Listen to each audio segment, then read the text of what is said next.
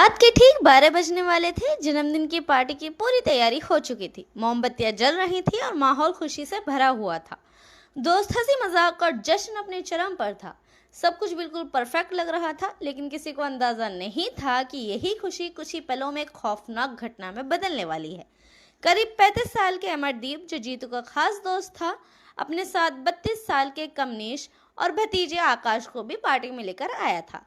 रात करीब 11 बजे जब केक काटने की तैयारी चल रही थी, तभी जीतू और अमरदीप के बीच किसी छोटी सी बात को लेकर विवाद हो गया। बात इतनी बढ़ गई कि दोनों के बीच गाली गलौज शुरू हो गई। गुस्से में आकर जीतू वहां से चला गया। लोगों को लगा कि थोड़ी ही देर में सब ठीक हो जाएगा, लेकिन हालात कुछ ही और मोड़ लेने वाले थे। करीब 1 घंटे बाद जीतू जब अपने साथियों के साथ वापस लौटा, इस बार उसके पास अपने भाई की लाइसेंसी पिस्तौल थी।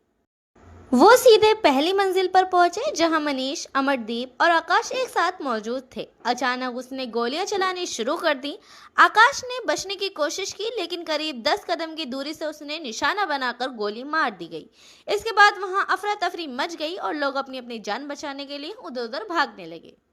इस गोलाबारी में मनीष, आकाश और अन्य लोग गंभीर रूप से घायल हो गए। उन्हें तुरंत अस्पताल ले जाया गया, जहां डॉक्टरों ने कुछ को मृत घोषित कर दिया और बाकी का इलाज शुरू किया। खुशियों से भरी ये पार्टी देखते ही देखते खून खराबे में बदल गई। घटना की सूचना मिलते ही पुलिस मौके पर पहुंची और जांच शुरू कर दी। पुलिस के आला अधिकारी भी वहां पहुंचे। इस मामले को गंभीरता से देखते हुए करीब 10 थानों की पुलिस और पीएससी की कंपनियां तैनात कर दी गई, क्योंकि आरोपी और पीड़ित एक ही इलाके के रहने वाले हैं। इसलिए तनाव को देखते हुए सुरक्षा भी बढ़ा दी गई।